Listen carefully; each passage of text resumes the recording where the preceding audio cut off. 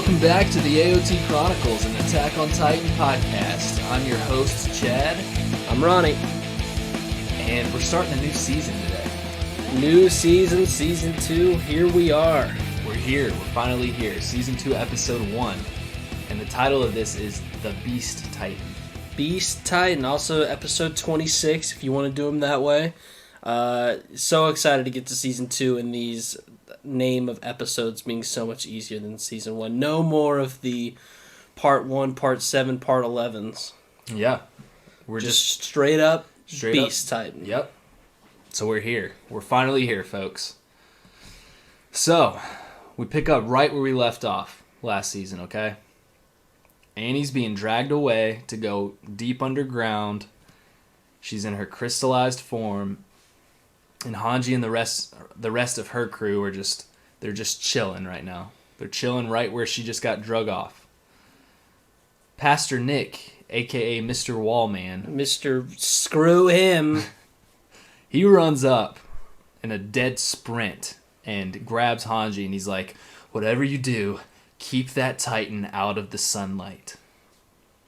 So we're looking at the sneak peek of what we got last time, which was the Titan peeking through, I guess, just his face through the wall where Annie and Eren fought. Amazing that hole was right at the perfect height for his face to be showing completely. Yep. We get into the opening now, okay? The opening theme song. What do you think? Sasageo, Sasageo. As our resident passionate person about OSTs, what do you think? Beautiful. The Sasageo anthem is what I like to call it. You call it the Sasageo anthem? Dude, every intro is so good. I can't goat either of them.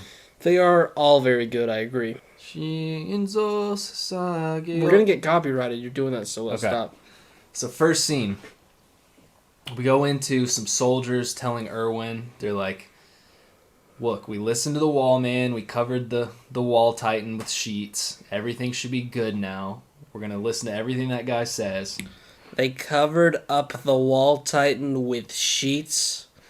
Ladies and gentlemen, from the minds that brought you useless cannons, I present to you the latest in wall repair technology, sheets. Well, I presume they're fixed sheets, because they're fixed cannons. These are fixed sheets.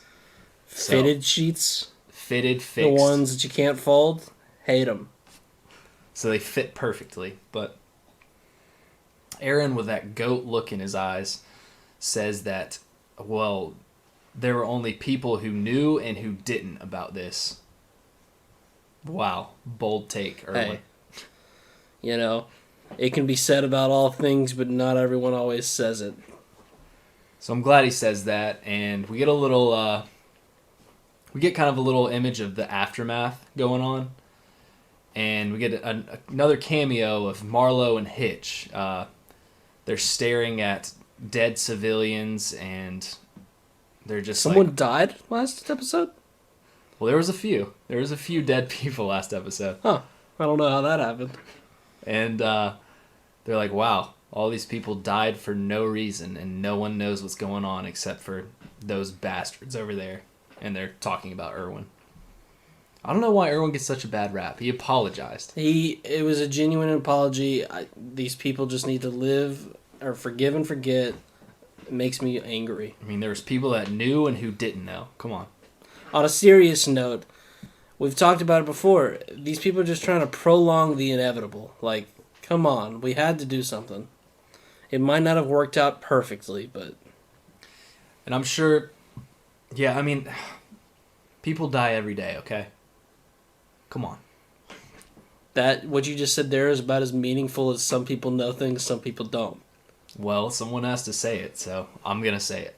So anyways, we go to the top of the wall now, and we've got Hanji and the Wallist man. Yeah, I just want to clear this up right now. Just because it so happens that there are actually Titans inside this wall, and the wall religion people might have been somewhat justified in their beliefs, I still hate them and don't respect them at all. I'm right there with you. Okay, I'm glad we're on the same page. Especially Pastor Nick. I'm not a fan of this guy. But she obviously asks why the Titans are there and why is this kept a secret.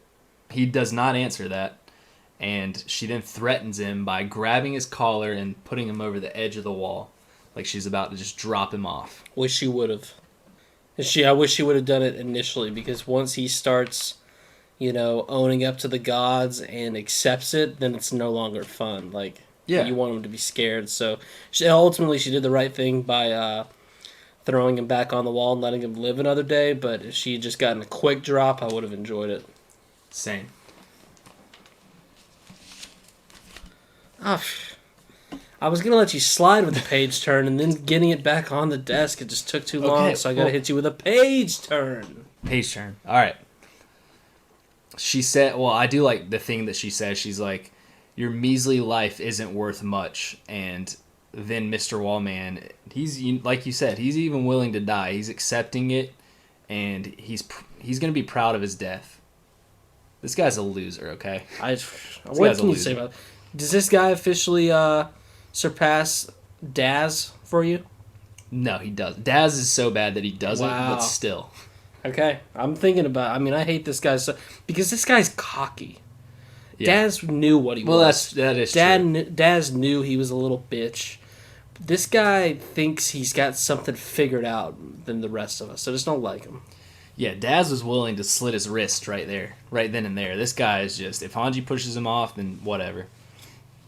But then Hanji's like, I'm just kidding. I was never going to do that. Crazy. Come get your girlfriend. I love her. This is the type of girls I'm into, but... And then she then is talking to the rest of the crew up there who are just bamboozled by what she just did. And she's like, so this means all the Titans made the walls? ? And that's a good question to ask. She kind of insinuates that. I don't know if that's really... It's a thought. We're throwing out some theories at this point. Which is, it's interesting to think about. Because I wasn't thinking about that. I was just thinking, why are they in the walls? Why are they not outside the walls eating people? But I guess she's thinking a little bit deeper than I am. But anyways, we go to the next scene, and the bell sounds, and we're informed that Titans have breached Wall Rose. Shit just gets weird at this point. Yeah, it takes you a second to realize what's going on after everything last episode, because obviously Annie was inside a wall, but that was like a one-case scenario. This is like, it's just weird that you don't see it, you know what I mean? You hear about it, and you're like, wait, okay, so Mario was the one they broke into early on. Wait, they're in Wall Rose? How'd they get in Wall Rose? Like, I remember the first time, that's kind of how I was thinking about it. And it's only been like a day since this has happened. Like, this is... fresh off, like they just drug her off, maybe not even a day, right? Right. So we're going from season 1 to season 2, pretty much no time has passed. But we go to some squad members of the 104th. They're cooped up in a building. They're all just looking so bored out of their minds.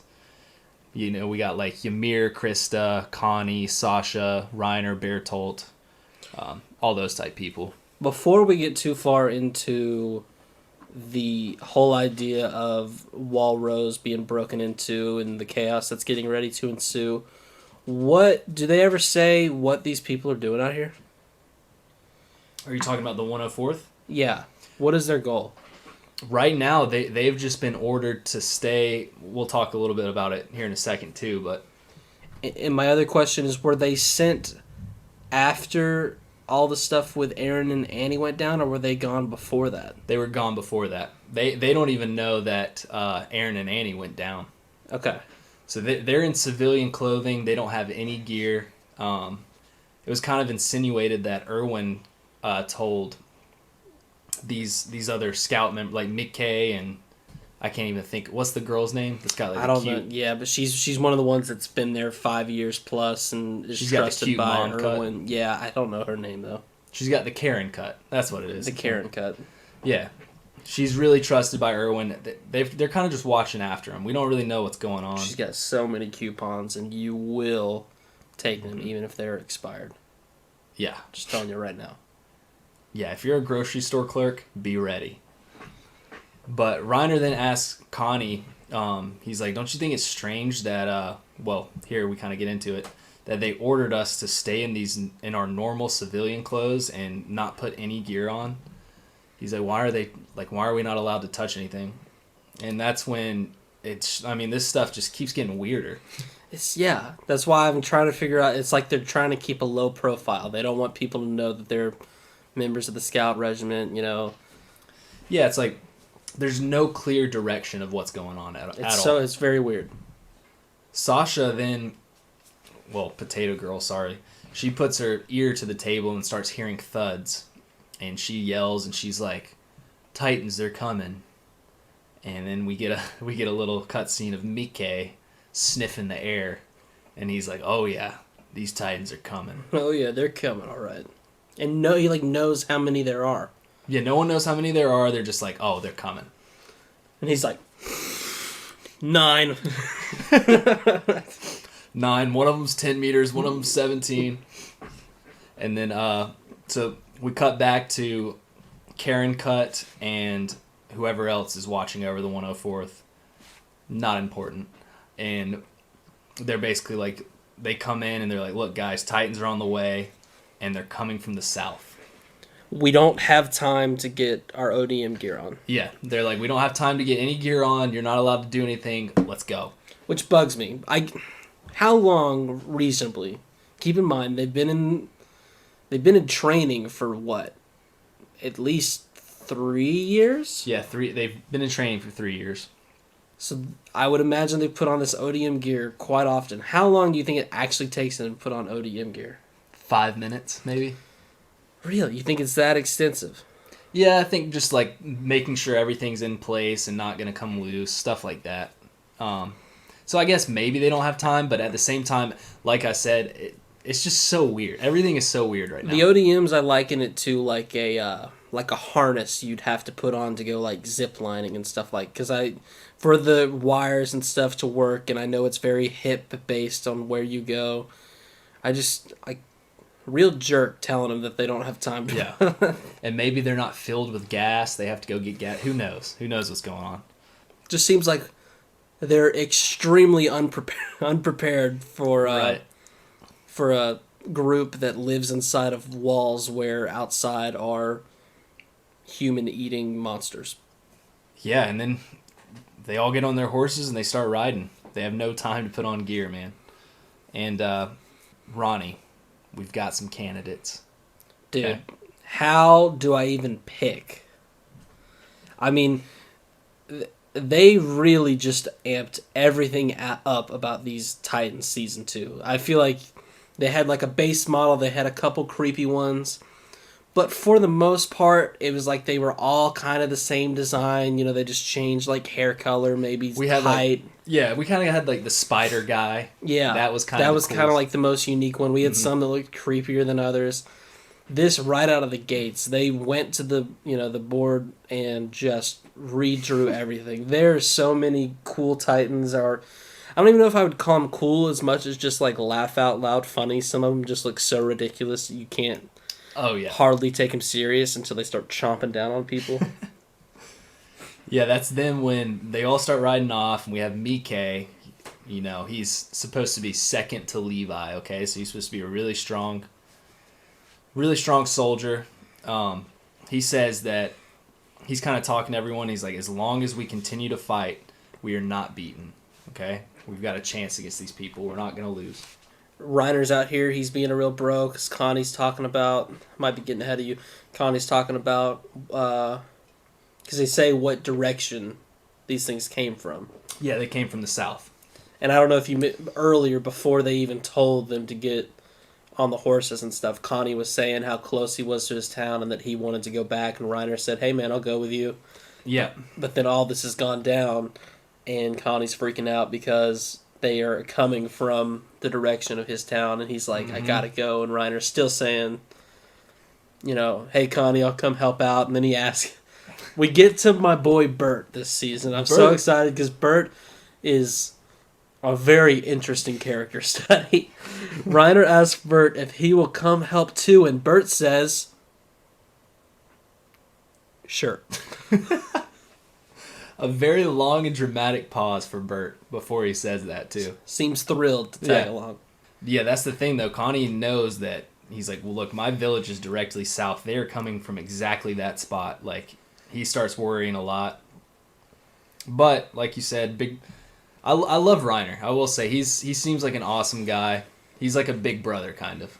Yeah, we get a little bit of him in season 1, but you just feel like there's so much more to his character, and he's just a really nice guy. Like a big brother, like you said. Mm-hmm.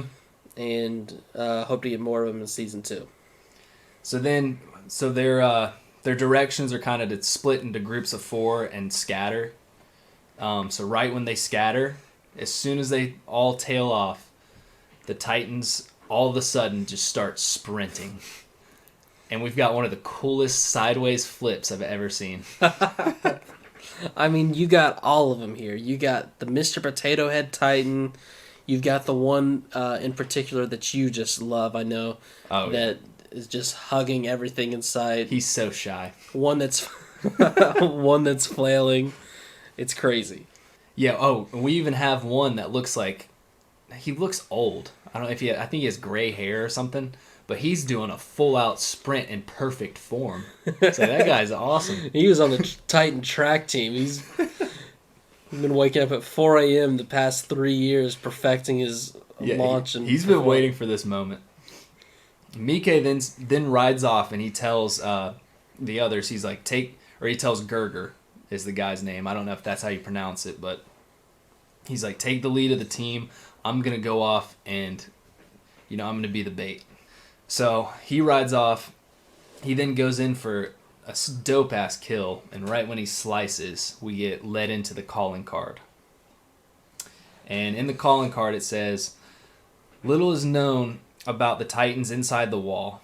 They appear to form walls with material similar to the female Titan.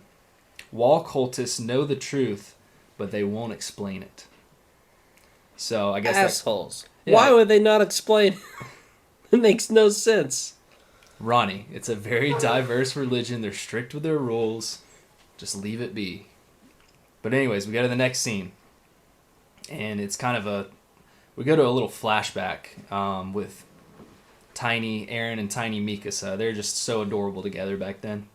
But Carla's talking to him, and she's telling Aaron, she's like, look, Aaron, he just got beat up or something by bullies.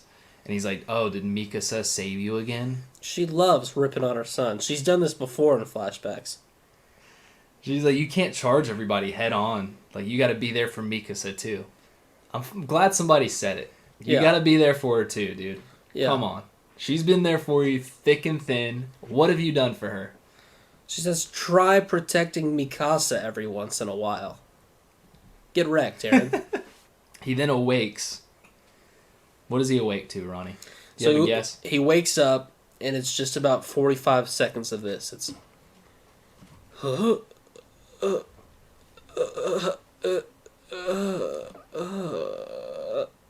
Aaron? That's what it is.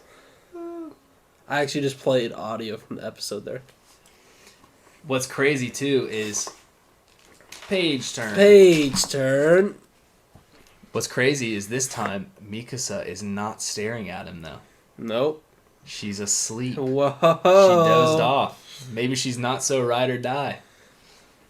But she did such a good job last episode with her voice acting that they gave her a little time off. They were like, you don't have to say Aaron this time. Just fall asleep. And then Aaron picks up her scarf and actually hands it back to her. One of the first kind gestures he's done since he was a 10-year-old. But he kind of takes away the kindness because then what? Because then he says this has been beat to shit, pretty much. Is that what you mean? Yeah, beat to shit. I'll get you a new one. And if he's got... So you're acting kind of confused by this. When I first saw it, I took it as he woke up like mad that his mom, like remembering his mom said that. Okay. And he realizes Mikasa's constantly watching over him, won't stay off his ass. And he's thinking, God, just like let me be. Stop holding this scarf I gave you 6 years ago. We'll get you a new one. Let me be my own person. Stop worrying about me. It's time to forget the past, move on. Which, of course, is the last thing Mikasa wants to hear. Mm-hmm. Armin then charges in and tells him that Wall Rose has officially been breached. Yeah, way too wild for me. I don't care if the world is ending. If someone busts into my room just like this right after I woke up, I am throwing something at them and telling them to bring it down a couple notches. Well, yeah, you're a terrible morning person, Ronnie. I mean, this is just unkind. Like, I know, it's crazy. Whenever I wake up in bed and you're laying next to me... I can't even do it. Alright, so... Get it back together, get it back together. We get a quick flash to Erwin and Levi, and they're talking to some other guy, and they're pretty much like, I'm glad you left Mike to defend the 104th. If anybody can do it besides Levi, he can. Yeah, and you even missed where they did this earlier in the episode. I think it was the guy that you called Gerger. In my notes, it was just a guy that has a haircut like Elvis. He also said, he was like, don't worry about Mike. He'll come back. Count on it. And then you got this guy in the room with Levi and Erwin, and he couldn't make it any more clear that Mike is getting ready to meet a gruesome death as he goes, "Wait, really good thinking there, Commander Erwin. If anyone other than you two had to lead that team, I'm glad it's Mike, because, Mike, he's a very impressive soldier, and he's always going to come back. He's been here quite some time, and, he's just going to take care of business. I don't care what he comes up on. He's going to get the job done. Good job, Commander Erwin. Really respect that." Inspirational music playing in the background. Like, all Mike's done, he had, one meaningful conversation with Erwin, and then everything other than that, he's just been sniffing the air, and now this guy's really singing his praises. We then go straight into Mike just slicing and dicing. He's just wrecking Titans, so I guess you said there was 9, right? He said there was 9, so he then says there's 4 left. So he just sliced up 5, pretty much like it was nothing. And he's just sitting there on top of a house, I guess. He's in like a small village now. And Ronnie, are 4 Titans that are left. Right. I'm so glad they left these 4 alive for this moment. Yeah, they picked the best 4. They knew what they were doing.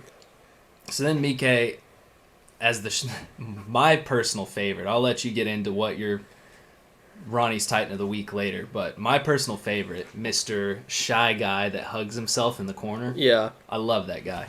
He reminds me of myself. But Mike then starts to whistle for his horse as he then looks over at a giant hairy Sasquatch and says, "I'm a little concerned about that one." Yeah. Still, that abnormal worries me. Nada. You think? That one's a little concerning. Yeah, he's like, it's over 17 meters. Whoa. He's like, it's not even paid attention to me yet. It's the largest one I've ever seen, and it's got fur that I've never seen on one of these things over its entire body. That one concerns me slightly. That one needs to lay off the beer. That one's got a gut, let me tell you. Oh my god, yeah. And it also looks like he, like you and I got on either side of him and just pulled his arms until they stretched out like His arms are like touching the ground. But as his horse starts to run back, he's all excited. He's like, oh, thank goodness. I can get on this thing and ride off. Everything's going to be just fine.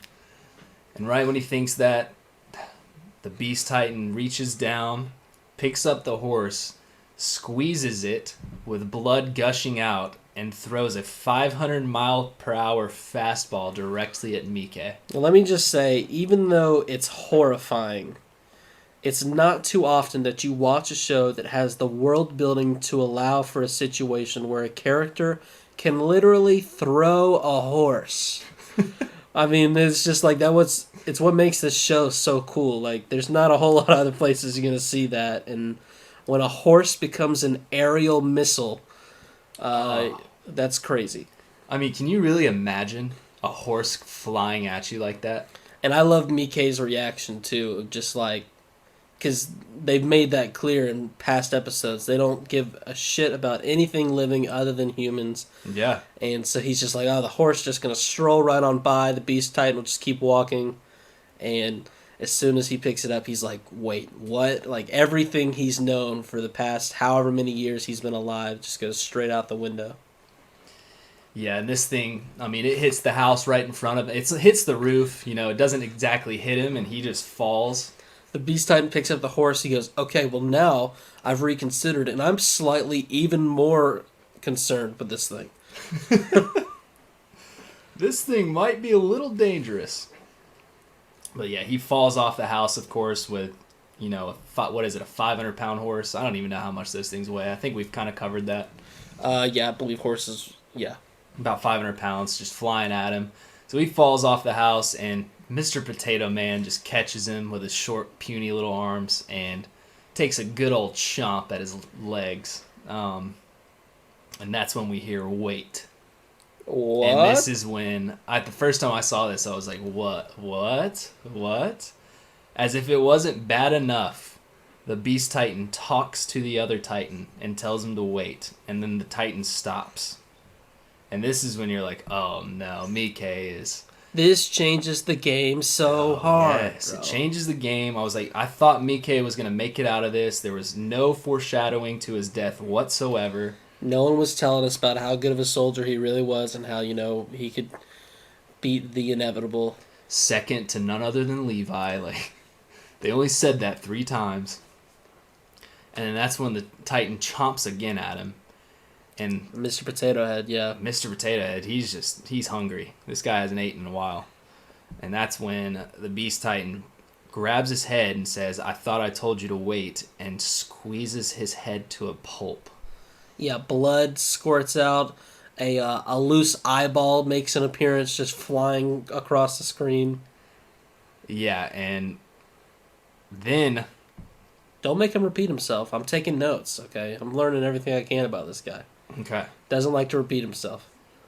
So for some reason, Mike is speechless. He cannot talk whatsoever. Yeah, the Beast Titan asks him what is on his waist, and once again, we get another 45 seconds of Mike just now going...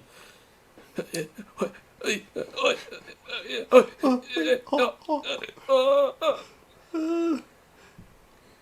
just makes the Beast Titan even madder. What would you do, Ronnie, if you were Mike? Would you talk? Listen, I am not...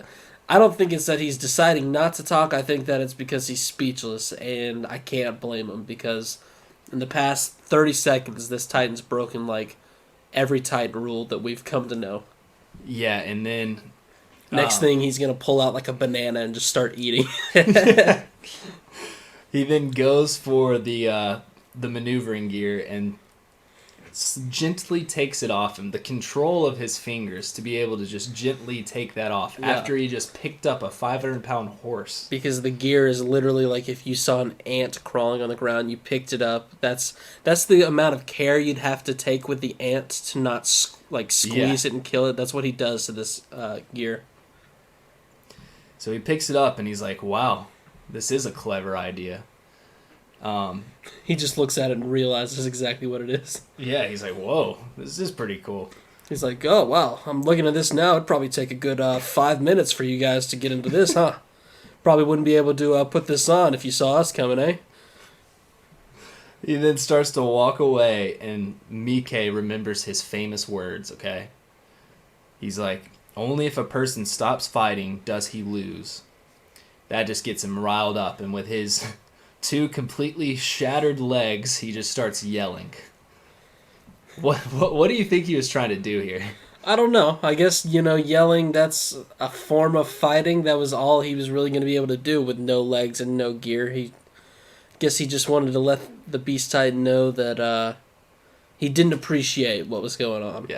Yeah, no gear, he has no chance, and the Beast Titan, it's almost like he forgot about him because he was so focused on the gear. He's like, oh yeah, y'all are all good to move now.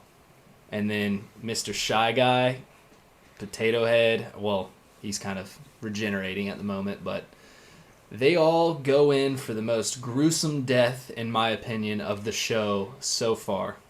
Absolutely brutal. Yeah, this kind of messed me up a little bit, I won't lie. Just the way he screams the entire time through this death, and they're just ripping him apart. Definitely horrible, yeah. And you didn't even mention that your favorite Shy Guy Titan, he was, through the entire time he's talking to the Beast Titan, he's over hugging a corner of a wall.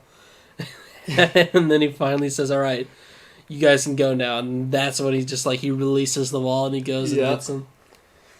Yeah, biting his skull. Yeah, he was getting his skull bitten. They ripped him in half.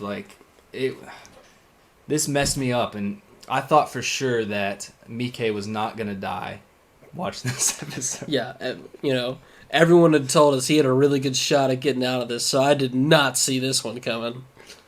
So, speaking of that, though, we get the inside of the Beast Titan. So this thing can control other Titans. Yeah. This is... But can he control them?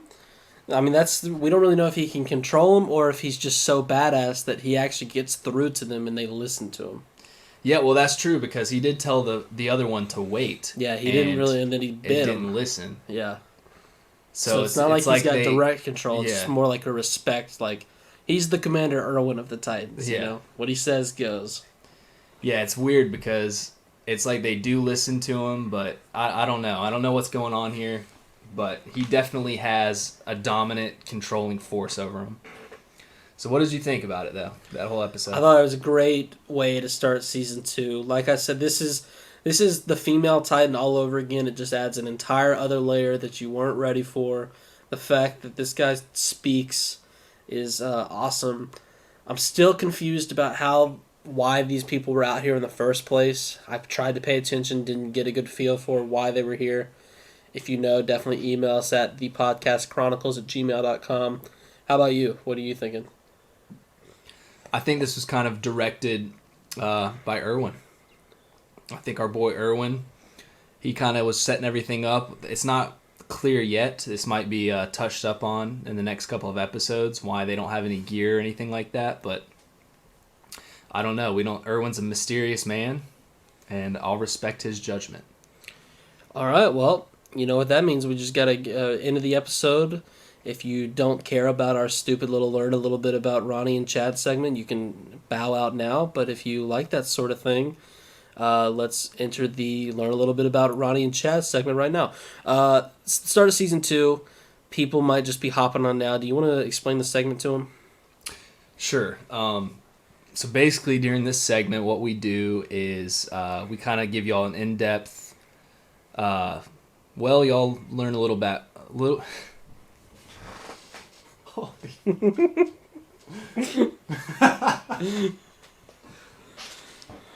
You learn a little bit about Ronnie and Chad this segment. All right, that's okay. I went first the first 2 times. Would you like to start us off this go round? Sure. So this is Chaz speaking. I have dry skin. Is that it? Yeah. Is there something wrong with that? No, all right, okay.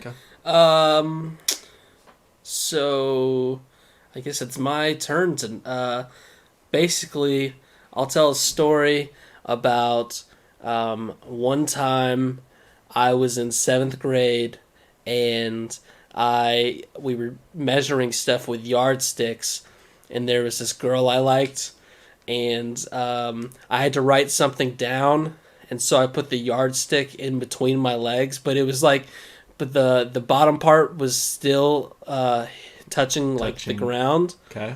But the rest of it stuck out between my legs, and it wasn't even near my groin, but she pointed at the yardstick and laughed. And I felt really bad. Do you think she was laughing at the yardstick or something else? Well, if you're referring to my penis, no, I don't think she was laughing at that. I think she was laughing that the yardstick kind of insinuated what a penis would... Which, I mean, a yardstick, hey. Well, you do tell me every time you invite a girl over, she laughs. Pretty impressive. Yeah. Okay, and that ends this segment of Learn a Little Something About Ronnie and Chad.